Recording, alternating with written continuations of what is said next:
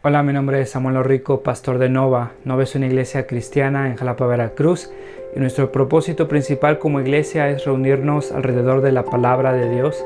Creemos que Dios a través de su palabra es como transforma a su pueblo. Nos llama a creer, a arrepentirnos, a amar lo que antes aborrecíamos, a aborrecer lo que antes amábamos. Y entonces, antes de empezar con esta prédica, déjame recordarte un par de cosas. El propósito principal para subir estas predicaciones en línea es para aquellos comprometidos con una iglesia local que no pudieron asistir por cualquier razón a su iglesia este domingo. Estas predicaciones son un recurso para nosotros, para poder crecer, para poder escuchar la palabra de Dios. Sin embargo, creemos que un cristiano no puede existir sin una iglesia.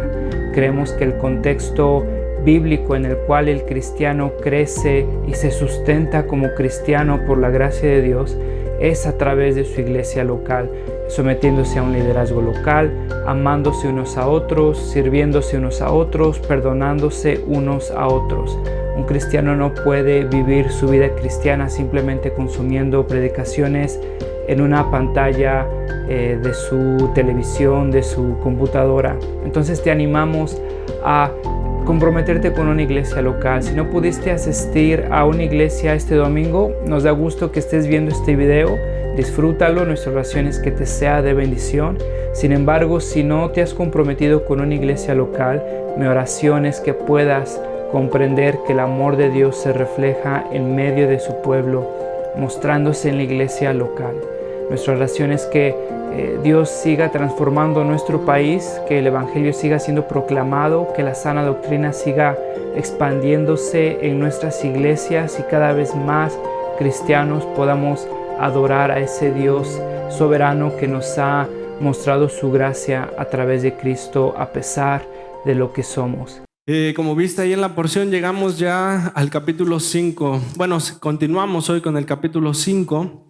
Nos toca estudiar del versículo 12 hasta el versículo 26 y son dos historias. Después, si tienes tiempo, con calma en casa puedes compararlas con el Evangelio de Mateo y el Evangelio de Marcos, que también nos las cuentan y nos dan unos detalles ahí adicionales que son interesantes, que nos pueden servir mucho. Y vemos dos historias, un paralítico y un leproso. Y a partir de estas historias, Lucas nos va a enseñar que hay dos tipos de personas. Fíjate, ahí a finales de los años 90 había una empresa que era líder en el mercado de la renta de películas. Era el amo y señor del segmento, era la autoridad en ese tema de renta de películas. Y si eres más o menos de mi edad, tal vez tienes muy pocos recuerdos. Si eres más joven, a lo mejor ni sabes de qué empresa estoy hablando. Pero en ese entonces, cuando tú querías ver una película que ya no estaba en el cine, era muy diferente a como lo hacemos hoy en día. En ese entonces, tenías que ir a una de estas tiendas de esta empresa que se llamaba Blockbuster. Ibas a la tienda física, buscabas la categoría que querías, terror, drama, comedia. Y entonces, cuando encontrabas la que estabas buscando, te ponías a ver los títulos hasta que encontrabas la película que buscabas. Ibas al mostrador, pagabas, dejabas tus datos y entonces te podías llevar la película. Ibas a tu casa, la veías y después tenías que regresar a dejar la película. Y por cada día que te pasabas de la fecha que ellos te ponían, tenías que pagar un recargo. Y así era como funcionaba ese modelo de negocios. Y era así como se había hecho tan popular esta empresa. Era líder, era la autoridad en el mercado. Pero por ahí de los principios del 2000 comienza a surgir una empresa nueva, una empresa que apenas lleva unos años en el mercado, pero que está sonando muy fuerte porque es una empresa que tiene un modelo de negocios diferente, muy innovador. Ellos te querían evitar la fatiga de tener que ir hasta la tienda, ir a verla a tu casa y después regresar la película. Ellos lo que te ofrecían era pagar una suscripción, un solo pago al mes y te daban acceso a cierto número de películas que te podían mandar por correo. Entonces, ellos te evitaban esta fatiga. Y era una empresa que estaba creciendo, estaba sonando mucho, pero a pesar de eso tenían muchos problemas financieros. Y entonces, sus dueños, Red y Mark, comienzan a pensar qué podemos hacer para poder continuar con la empresa sin tener estos problemas financieros. Entonces deciden conseguir una cita con Blockbuster, con la junta directiva de Blockbuster, para ofrecerles su modelo de negocio.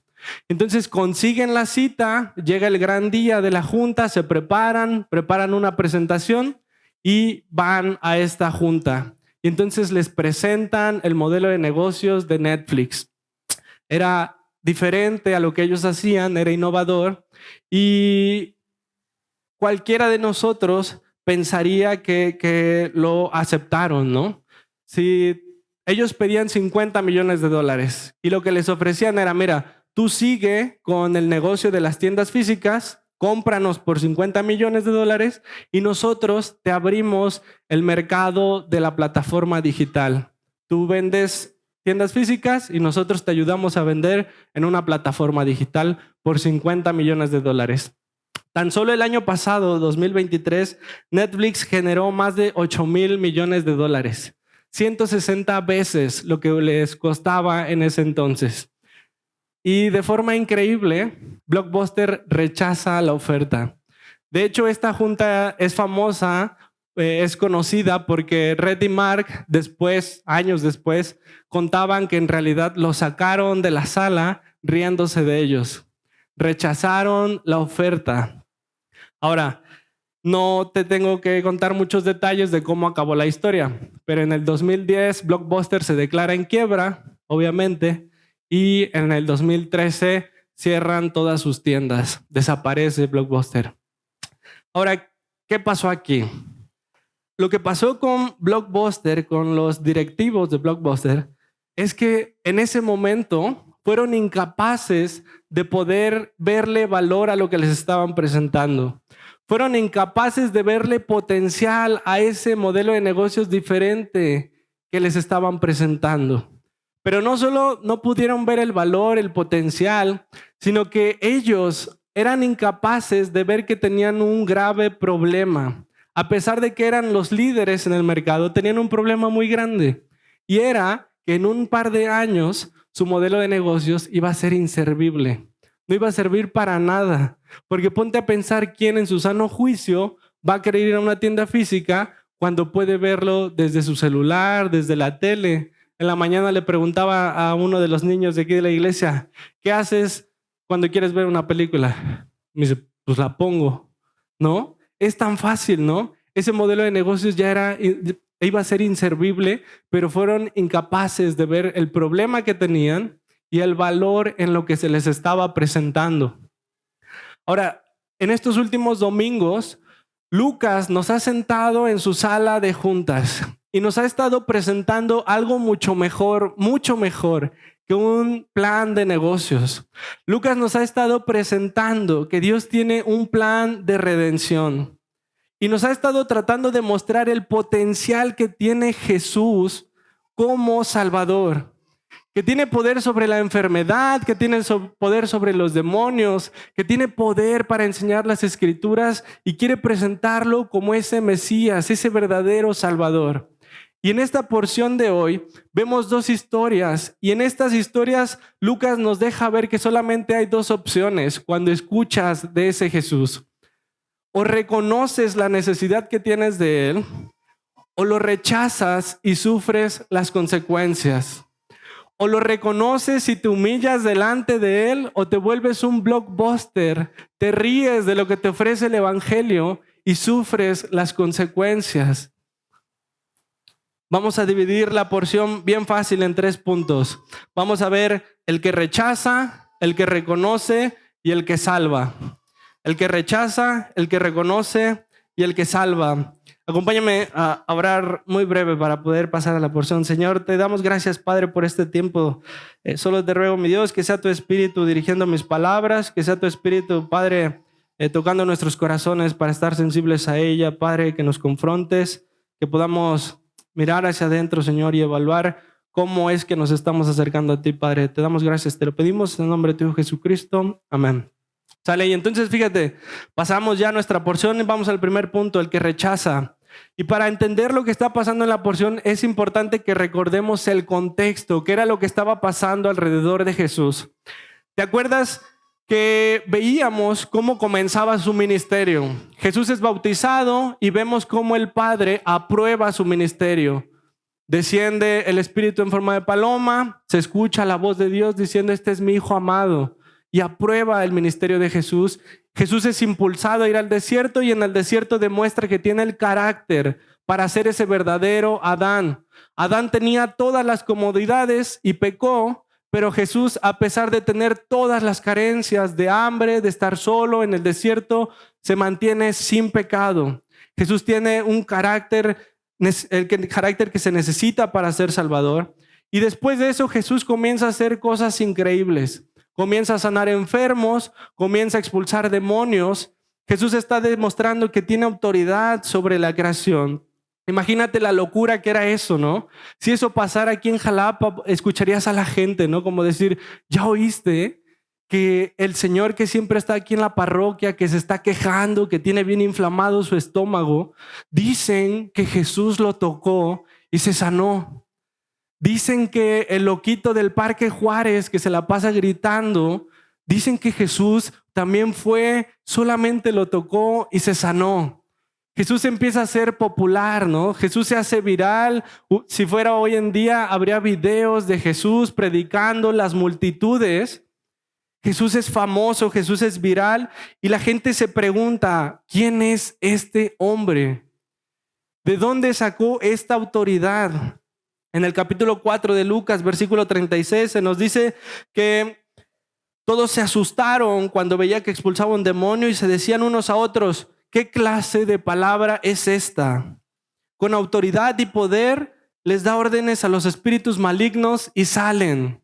¿Quién es este hombre? Mateo capítulo 8, versículo 27. ¿Te acuerdas cuando Jesús está en la barca y de repente hay una tormenta?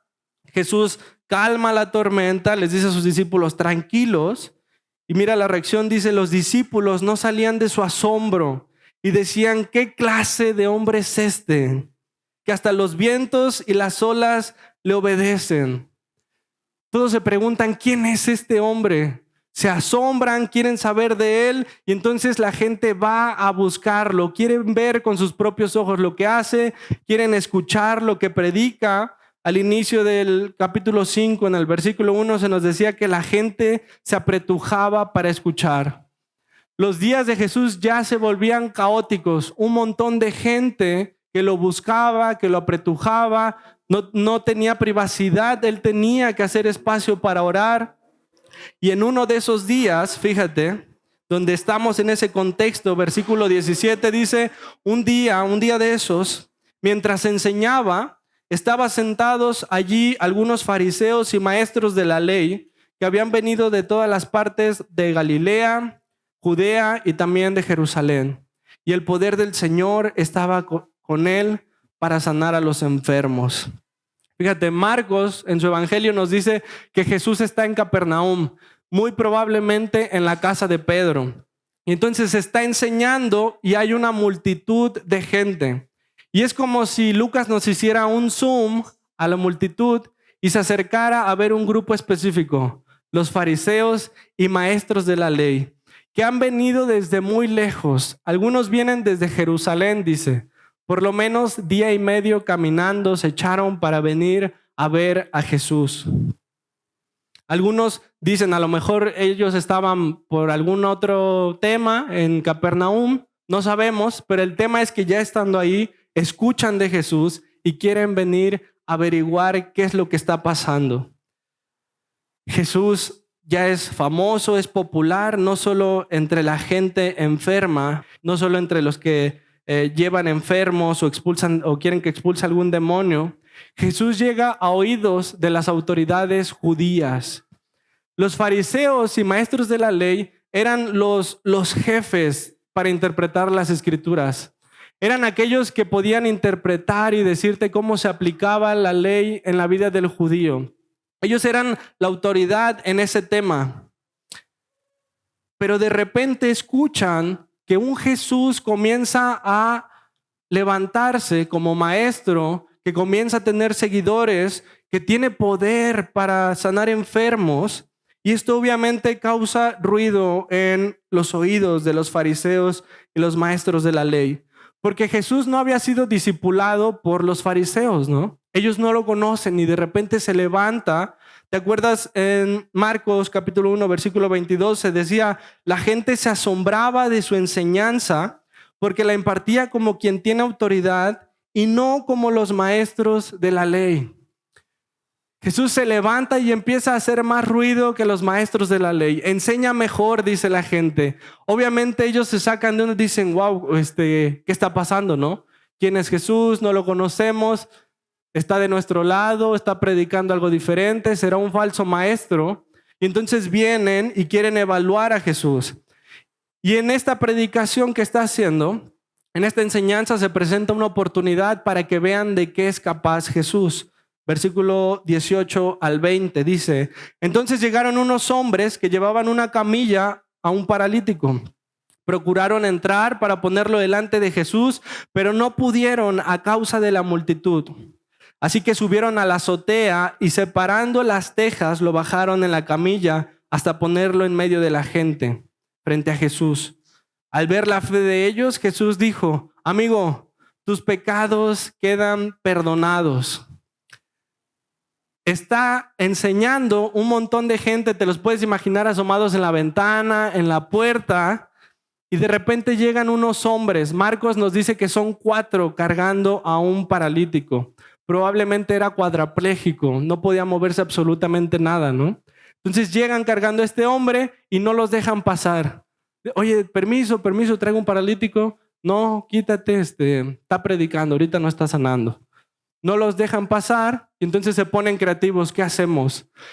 En ese entonces las casas era muy común que tuvieran una pequeña terracita y el acceso para la terraza lo tenían por unas escaleras exteriores que normalmente daban hacia la parte de atrás.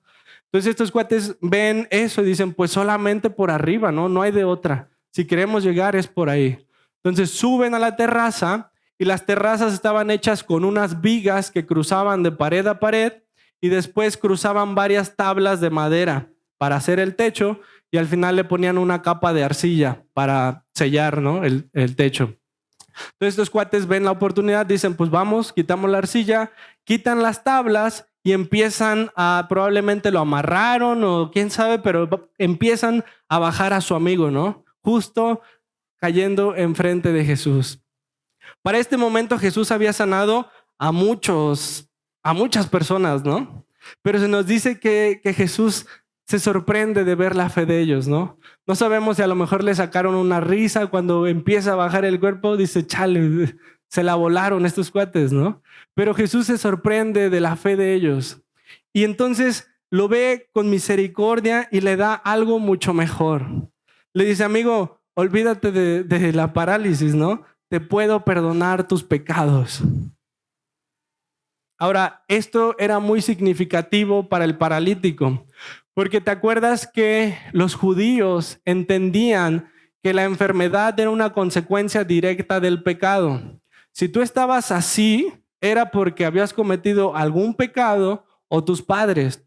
En Juan, capítulo 9, versículo 2, vemos cómo Jesús va caminando con sus discípulos y ven a un ciego.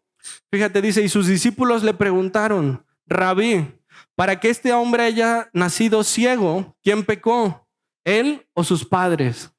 Era algo que ya se tenía por sentado. Si una persona estaba así de enferma, era por algún pecado que habían cometido antes, ¿no? Tal vez te pasa a ti en la calle, que si alguien te pide dinero y dices, nah, es un flojo, ¿no? Y ni sabes, ¿no? Pero ya lo tachas de flojo porque está pidiendo dinero. Ellos así lo veían un enfermo y rápido identificaban que tenía que estar así por algún pecado. Este hombre había vivido con esto todo el tiempo que había estado en esta condición. Tal vez venía con esta culpa, con esta vergüenza, siendo señalado siempre por la gente, con esta pesadez que se siente por el pecado, y se acerca a Jesús y Jesús le dice, amigo, olvídate de la parálisis, te puedo perdonar tus pecados, te puedo quitar esa culpa. Ahora fíjate cómo Jesús va subiendo de nivel, ¿no? Primero enseña con autoridad, después sana enfermos, expulsa demonios. Ahora dice que puede perdonar pecados. Imagínate la reacción de la gente. ¿Qué estás diciendo, Jesús? ¿Que me puedes borrar mis pecados sin tener que ir a ofrecer un cordero? ¿Puedes arreglar de verdad ese problema que tengo con Dios por mi pecado? La gente debería asombrarse, debería preguntarse, ¿será este el que Dios prometió? Sin embargo, vemos cómo los fariseos son muy prontos para rechazarlo. Versículo 21 dice, los fariseos y los maestros de la ley comenzaron a pensar, ¿quién es este que dice blasfemias? ¿Quién puede perdonar pecados sino solo Dios? Los fariseos y los maestros de la ley ni siquiera le dan el beneficio de la duda, ¿no? De, wow, ¿será Jesús? Si puede sanar, si puede expulsar demonios, si puede hacer todo esto, ¿será el Mesías? Lo descartan de primera, ¿no? Jesús sabe lo que están pensando y les responde en el versículo 22 al 24. Dice, pero Jesús supo lo que estaban pensando y les dijo, ¿por qué razonan así? ¿Qué es más fácil decir? ¿Tus pecados quedan perdonados o levántate y anda? Pues para que sepan que el Hijo del Hombre tiene autoridad en la tierra para perdonar pecados, se dirigió entonces al paralítico. A ti te digo, levántate, toma tu camilla y vete a tu casa. ¿Por qué razonan así? Fíjate, Mateo nos da más detalles en el versículo 4 del capítulo 9. Dice, como Jesús conocía sus pensamientos, les dijo, ¿por qué dan lugar a tan malos pensamientos? Jesús no solamente sabe lo que piensan, sino sabe con qué intención lo hacen. En el barrio diríamos que no vinieron de buena onda, vinieron de mala leche a ver cómo desacreditar a Jesús. No venían con esa curiosidad de, wow, ¿será él? Venían a ver cómo ponerle el pie, cómo desacreditarlo. Pero Jesús les dice, creen que no puedo perdonar pecados, pero ustedes creen que Él está así por algún pecado. Entonces, si lo sano, ustedes van a convencerse de que realmente puedo perdonar pecados, de que realmente soy quien digo ser. Y entonces le dice al paralítico, levántate y anda. El paralítico es sanado. Versículo 25 dice, al instante se levantó a la vista de todos, tomó la camilla en que había estado acostado y se fue a su casa alabando a Dios. Hace unos días la semana pasada me apareció un reel de un corto, de un debate entre un creyente, un filósofo creyente, un ateo y un influencer, ¿no? Que hace las entrevistas. Y él se decía que era agnóstico, o sea que no decía que sí, que no, estaba abierto, ¿no? A la posibilidad de la existencia de Dios. Entonces, después de debatir varios puntos, el filósofo le dice, ¿qué tendría que pasar para que tú te convenzas, para que tú creas en Dios? Y este cuate le dice, pues, no sé, estaban como en una terraza y apunta al cielo y dice, tendría que pasar algo así increíble, algo sobrenatural y que lo viéramos todos los que estamos aquí y que todos estuviéramos seguros de eso, que no hubiera duda de lo que estamos viendo. Si pasa eso, yo creería. Fíjate, los fariseos son la prueba más grande y los maestros de la ley de que eso no es cierto. Porque los fariseos y maestros de la ley vieron un montón de milagros y ni así se convencieron de quién era Cristo. El paralítico se levantó al instante, no necesitó rehabilitación o terapia. No sé si alguna vez te ha pasado que dejas de mover alguna de tus extremidades por un tiempo prolongado. Cuando quieres volver a moverlas es dificilísimo. No puedes, de hecho, hacerlo por completo. Ahorita practicaba con Cami, que estaba malita de su brazo. Y me decía, mira, ya estoy bien, pero no lo puedo estirar todo. tiene que ser despacito porque no me abre completamente el codo. Así pasa, no puedes. Tus extremidades pierden fuerza, tu musculatura disminuye, se engarrotan las articulaciones. Este hombre llevaba años en esta condición y al instante se pudo parar y caminar. No necesitó rehabilitación, no necesitó terapia. Sin embargo, sabemos que los fariseos no se convencieron de quién era Cristo. No se convencieron, no reconocieron el poder y la autoridad que estaba demostrando Cristo. Se vuelven en los principales opositores del ministerio de Cristo. ¿Por qué? Estos fariseos y maestros de la ley estaban preocupados por otra cosa. No veían a Cristo como una necesidad, lo veían como una amenaza para lo que ellos atesoraban, para lo que ellos representaban. Fíjate en Juan capítulo 11, versículo 47 y 48. Después de que Jesús resucita a Lázaro, estos se reúnen, fariseos, maestros de la ley. Fíjate, dice entonces los jefes de los sacerdotes y los fariseos convocaron a una reunión del consejo. ¿Qué vamos a hacer?, dijeron. Este hombre está haciendo muchas señales milagrosas. Si lo dejamos seguir así, todos van a creer en él. Y vendrán los romanos y acabarán con nuestro lugar sagrado e incluso con nuestra nación. ¿Te das cuenta de qué es lo que les preocupaba a ellos? Están viendo que Jesús hace milagros y no se preocupan por ver quién es Cristo, sino cómo eso les puede afectar. MacArthur dice, no estuvieron dispuestos a creer en Jesús. Temían que las expectativas mesiánicas crecieran a tal punto de crear un movimiento en contra de la opresión y la ocupación del Imperio Romano, y que esto ocasionara la pérdida de todos los derechos y las libertades que los romanos les permitían tener. Estaban preocupados por perder sus comodidades, sus libertades, no por averiguar si Cristo era aquel que Dios había prometido, al grado de que terminan crucificándolo. Están preocupados porque Jesús se levanta y presenta una amenaza para ellos. No reconocen la autoridad de Cristo. ¿Qué hubiera pasado si Jesús les hubiera dado por su lado? Si les hubiera dicho, ok, no voy a sanar en el sábado. Ok, ya no coman en el sábado, no vamos a respetar lo que ellos dicen. ¿Qué hubiera pasado si Jesús se adaptaba a lo que los fariseos y maestros de la ley querían? Seguramente nada, no lo hubieran matado. ¿Por qué lo iban a matar si se adaptaba a ellos? Jesús fue crucificado porque se oponía a lo que ellos querían. ¿Has conocido personas así que de repente escuchan de Cristo, ¿no? Tal vez están dispuestos a escuchar un poco y vienen a la iglesia y escuchan y no tienen ningún problema hasta que Jesús representa algo, una amenaza en contra de lo que ellos quieren. Llegan a la iglesia y, oye, aguanta. ¿Cómo que no le gustan a Dios las relaciones fuera del matrimonio? ¿No? Oye, aguanta. ¿Cómo quise eso del yugo desigual?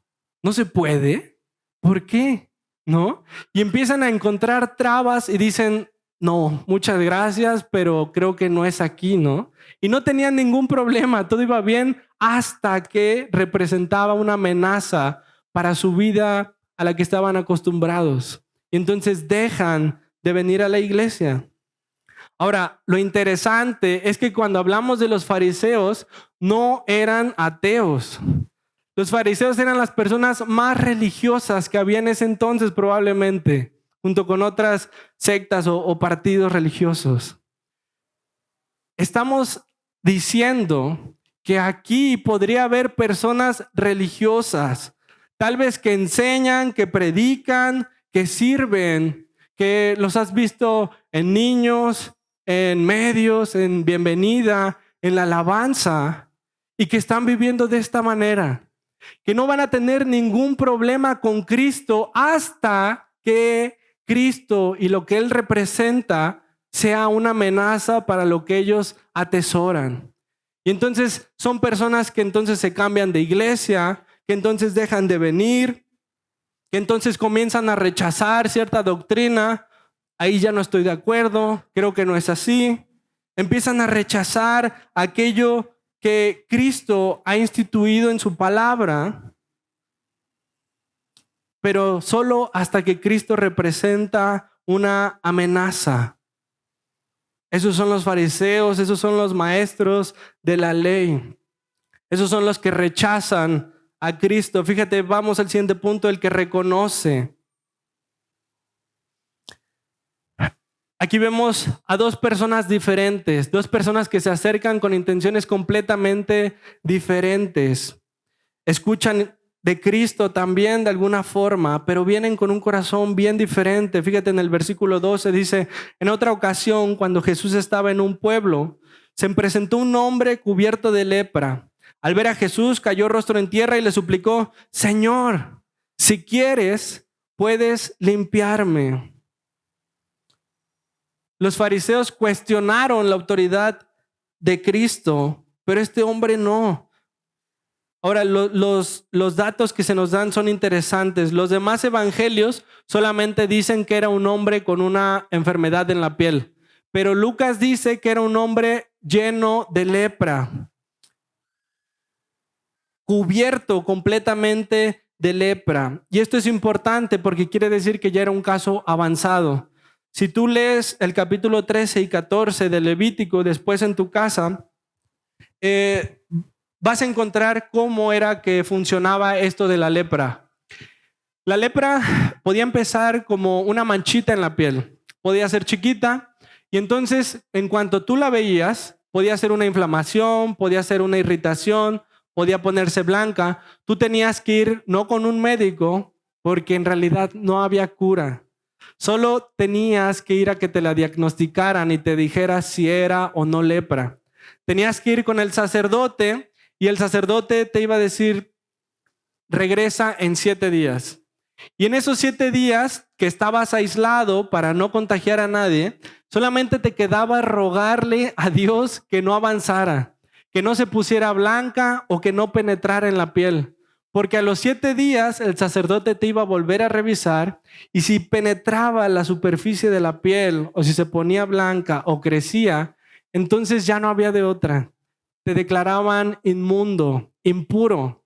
Y eso tenía consecuencias graves para esta persona, porque como eras declarado inmundo, ya no podías participar en ninguna ceremonia religiosa, no podías pararte en el templo. No solo eso, sino que era contagiosa la lepra. Y entonces tenías que vivir fuera de la ciudad, tenías que aislarte. Fíjate ahí en Levítico 13, versículo 45 y 46.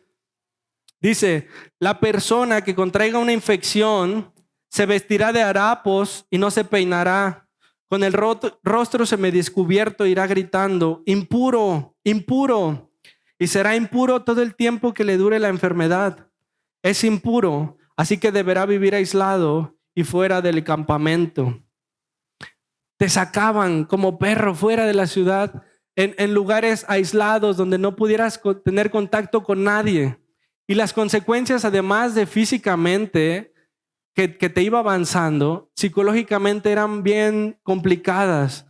Fíjate, un doctor que se encargaba de una leprería dice lo siguiente, no sé si va a aparecer ahí, pero dice: el leproso es un enfermo de la mente tanto como del cuerpo.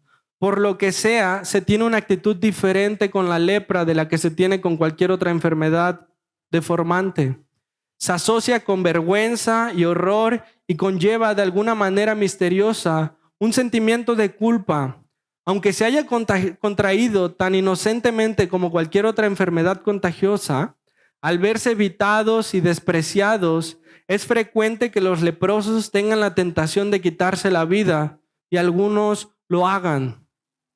Al estar aislados, sin tener cercanía con las ceremonias religiosas, mentalmente te ibas para abajo. Y a eso le sumas esta idea de que estás pagando esto como consecuencia de tu pecado. Eran personas que cargaban con una culpa increíble, que se sentían sumidas en su vergüenza, en su pecado, en su rechazo por la gente. ¿Te acuerdas de la pandemia, no? ¿Qué se sentía en la pandemia cuando empezó todo y que te decían que no abrazaras, que no dieras beso, que no le dieras la mano a nadie? No sé cuántos lo habrán respetado, pero al menos en casa nosotros teníamos que seguir trabajando y mis papás se quedaban en la casa trabajando, ellos no salían, pero yo sí tenía que salir a la central de abastos, a lugares muy concurridos, ¿no? Y entonces nosotros tratamos, o más bien respetamos eso de no tener contacto, ¿no? Pasaron meses sin que yo les diera un abrazo a mis papás, sin que yo les diera la mano, ¿no? No sé cuántos lo habrán hecho de la misma manera, pero ya llegaba el momento donde ya te abrazabas solo, ¿no? Extrañabas ese contacto con tus seres queridos. Ahora, no sé a cuántos se les enfermó un familiar y era bien difícil, ¿no? Porque se ponían bien graves y no podías acercarte porque igual y a ti te iba peor, te podías contagiar, ¿no? Entonces era bien complicado y solo fue un lapso corto. Imagínate vivir toda tu vida con ese rechazo, que la gente no te quiere ver. Cuando corría el viento te ponían distancia de 30 metros, ¿no? No te querían ni tantito cerca. Esta persona ha vivido esto por tantos años. Imagínate lo que sintió cuando escuchó de Jesús. Alguien que dice que el reino de Dios se ha acercado. Alguien que puede sanar enfermos. Alguien que expulsa demonios. Las personas entendían que la llegada del Mesías se iba a caracterizar por sanidad.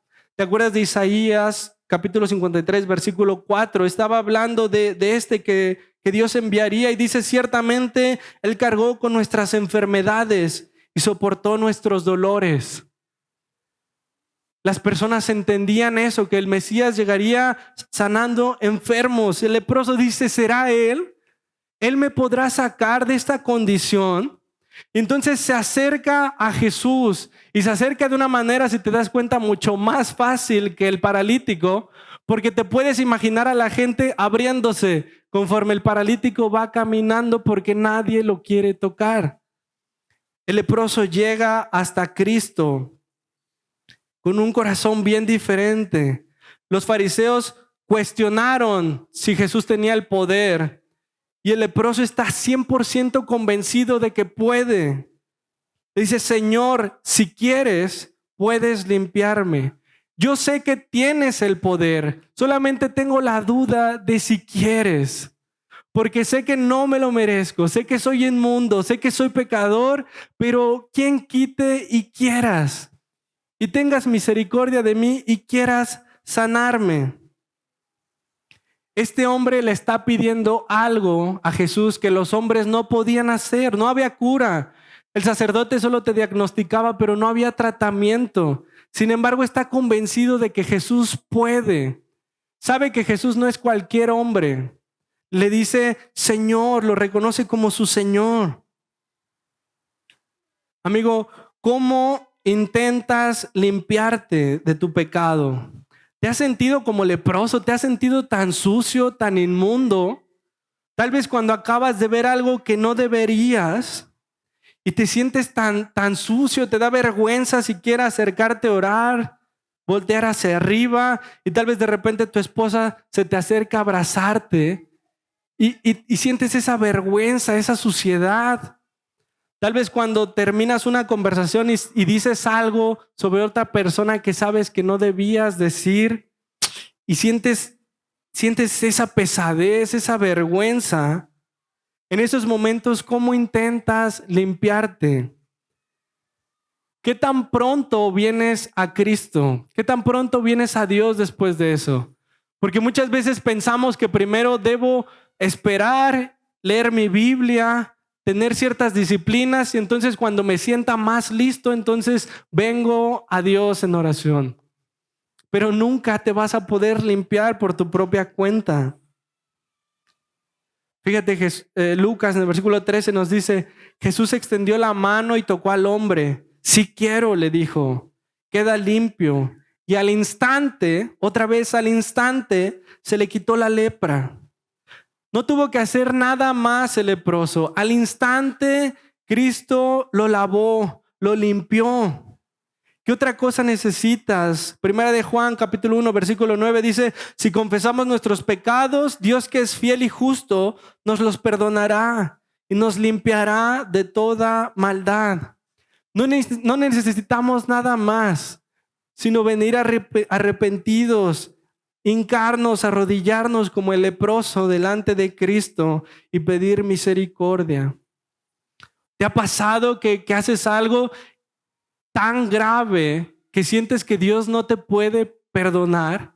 Sabes que la gracia de Dios es grande, pero esto sientes que ya no, ya tantas veces, una tras otra, y siempre dices que no lo vas a volver a hacer, y dices, ya no creo, o sea, ya no creo que me perdone. ¿Te acuerdas de David? Después de acostarse con una mujer que no era su esposa y matar a su esposo para poder poseerla, cuando es confrontado, Salmo 51, versículo 2, le dice a Dios, lávame de toda mi maldad y límpiame de mi pecado. Versículo 7, purifícame con hisopo y quedaré limpio. Lávame y quedaré más blanco que la nieve. Solo Cristo nos puede limpiar. Hermano, ¿cómo te acercas a Dios? ¿Con qué actitud? ¿Con qué medios? El paralítico necesitó de 4 personas que lo cargaran porque era imposible que él pudiera acercarse solo. Utilizas los recursos que Dios te da, echas mano de tu iglesia, porque si nada más te oyes a ti mismo, el corazón es engañoso y va a ser difícil que salgas de tu condición. El pecado nos incapacita, el pecado nos limita, nos hace incapaces de hacer algo por nosotros mismos. Necesitamos echar mano de otros medios. La iglesia, nuestros hermanos. ¿Con qué actitud te acercas a Dios? ¿Crees que puedes exigirle algo? ¿O vienes sabiendo que eres un enfermo, que dependes totalmente de su misericordia? Fíjate, el problema con los fariseos era que eran incapaces de ver su condición, la necesidad que tenían. Ellos se sentían bien, pero no se daban cuenta que también estaban enfermos. Versículo 27 y 28 de Mateo, capítulo 23. En una de tantas confrontaciones de Jesús con los fariseos, Jesús les dice, ay de ustedes, maestros de la ley y fariseos hipócritas, que son como sepulcros blanqueados. Por fuera lucen hermosos, pero por dentro están llenos de huesos de muertos y de podredumbre. Así también ustedes por fuera dan la impresión de ser justos, pero por dentro están llenos de hipocresía y maldad. Lo único que se consideraba más impuro que un leproso era un cadáver. Y Jesús les dice, por dentro están llenos de huesos de muertos y de podredumbre. Los fariseos eran tan inmundos, estaban tan sucios como el leproso, eran tan incapaces como el paralítico. Si estás rechazando a Cristo, amigo, no has visto el problemón en el que estás metido. ¿Sabes que estás enfermo? Fíjate, y con esto quiero pasar al último punto, que ya es muy rápido. Quiero que veamos al que salva. En esa época se entendía que el pecado era consecuencia de tu pecado, ¿no? Ahora, sabemos que no es así, porque entonces todos tendríamos cáncer o algo así, ¿no? Todos hemos pecado, todos estaríamos así de graves. Pero hay algo de cierto en ese razonamiento. En Génesis capítulo 1, versículo 31, se nos dice que Dios había hecho todo, toda la creación, todos los animales, había hecho al hombre y la mujer. Y en el versículo 31 dice, Dios miró todo lo que había hecho y consideró que era muy bueno. Todo era bueno, no había nada malo. Nuestros cuerpos eran perfectos para vivir una eternidad al lado de nuestro Creador. No había enfermedad, no había dolor. Pero es en Génesis 3, cuando Adán y Eva pecan, que el pecado entra y corrompe cada una de las áreas de nuestra vida. incluyendo nuestro cuerpo. Nuestro cuerpo se corrompe, entonces hay dolor, hay enfermedad y como consecuencia algún día moriremos. Decimos Romanos 6:23, porque la paga del pecado es muerte. Tarde o temprano nuestro cuerpo va a perecer, vamos a morir como consecuencia de Génesis 3. La enfermedad realmente es una consecuencia del pecado, pero del pecado en Génesis 3. Nuestro pecado se corrompe y Jesús dice que puede cambiar eso. Jesús, al demostrar poder sobre la enfermedad, demuestra que puede cambiar, puede deshacer los efectos de Génesis 3, las consecuencias del pecado. Lutero dice, en un comentario dice, como los hombres generalmente no consideran que las aflicciones que padecen son castigo de Dios, no desean más que un alivio en la carne y mientras tanto no se preocupan por sus pecados, como si un enfermo ignorara sus pecados y buscara solo alivio del dolor presente. Pero la única manera de obtener la liberación de todos los males es reconciliar a Dios con nosotros. Esa es la única manera de acabar con todos nuestros males, porque ¿de qué serviría sanar nuestros cuerpos si al finalizar esta vida nos echan al infierno? ¿De qué serviría? Imagínate al paralítico cuando es presentado ahí delante de Jesús y Jesús le dice, tus pecados son perdonados. El paralítico, no, yo vengo por esto, no me puedo mover. Muchos de nosotros vivimos así, ignorando el problema tan grande que tenemos realmente, preocupados por satisfacciones momentáneas, rechazando a Cristo, estando dispuestos a rechazar a Cristo y lo que Él representa por beneficios temporales. Jesús hizo muchísimos milagros en Capernaum. ¿Cuántas personas habrán creído? Mateo capítulo 11, versículo 23 y 24. Fíjate lo que dice Jesús. Y tú, Capernaum, ¿acaso serás levantada hasta el cielo? No, sino que descenderás hasta el abismo. Si los milagros que se hicieron en ti se hubieran hecho en Sodoma, esta habría permanecido hasta el día de hoy. Pero te digo que el día del juicio será más tolerable el castigo para Sodoma que para ti. Tantos milagros en Capernaum y Jesús dice, van a ser condenados porque no creyeron. Se quedaron con los milagros, con los beneficios inmediatos, con lo que les convenía, pero a final de cuentas rechazaron a Cristo.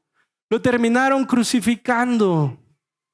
¿Cuántos de nosotros viviremos de esta manera? Tratando de vivir cristianamente según nosotros, sacando los beneficios de la iglesia cuando quiero, sacando los beneficios de lo que esto representa. Oren por mí cuando estoy mal, necesito ayuda en esto, en el otro. Pero en el momento de la verdad, diría Jared, sacan el cobre. En el momento en que Cristo representa una oposición para lo que nosotros queremos, anhelamos, preferimos esos beneficios nada más. Ignoramos el problema tan grande, real que tenemos. Qué absurdo hubiera sido que dijera eso el paralítico. Hasta este momento, Jesús no ha querido que se revele su identidad. Cuando los demonios van a decir quién es, ¿te acuerdas? Jesús los reprende y los calla. Pero es en esta ocasión donde Jesús finalmente revela algo de sí mismo y les dice, para que vean que el Hijo del Hombre tiene poder para perdonar pecados, el Hijo del Hombre se dice a sí mismo. ¿Qué significa esto? Habla de una visión de Daniel en el capítulo 7, versículo 13 y 14. Fíjate, Daniel tiene esta visión y dice, en esa visión nocturna vi que alguien con aspecto humano venía entre las nubes del cielo. Se acercó al venerable anciano y fue llevado a su presencia. Y se le dio autoridad, poder y majestad. Todos los pueblos, naciones y lenguas lo adoraron. Su dominio es un dominio eterno que no pasará y su reino jamás será destruido. Jesús guardaba su identidad porque sabía que en el momento en que ellos confirmaran que era el Mesías, ellos iban a esperar un Mesías diferente, un Mesías que derrocara al imperio romano y estableciera el reino de David nuevamente para el pueblo de Israel. Pero no iba a ser así. Daniel nos dice que efectivamente Jesús recibió poder y autoridad, pero para establecer un reino diferente. Esta idea de el Hijo del Hombre representa la humanidad de Cristo.